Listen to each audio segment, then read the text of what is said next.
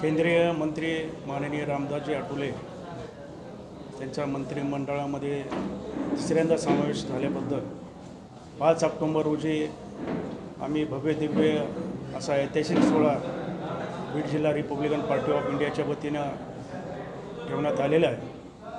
आम्ही 3:30 ते 4च्या दरम्यान 5 तारखेला राजूर ते शिवाजी पुतळा अशी भव्य मिरवणूक आयोजित केलेली आहे आणि त्यानंतर सत्कार सोहळ्याचं जे आयोजन केलेलं आहे त्या ठिकाणी तो कार्यक्रम होईल आणि बीड जिल्ह्यातून या कार्यक्रमासाठी हजारो लोक उपस्थित राहतील। एवढंच नाही तर त्या दिवशी रिपब्लिकन पार्टी ऑफ इंडियाचं भव्य शक्ती प्रदर्शन होईल। विराट अशी लोक येतील आणि शक्ती प्रदर्शन या निमित्ताने करणार आहोत। आणि त्याचबरोबर आम्ही बीड जिल्ह्यामध्ये जे 6 मतदारसंघ आहेत त्यापैकी 1 जागा आम्ही रिपाईसाठी मागणी करणार आहोत आणि सर्व कार्यकर्त्यांची इच्छा आहे की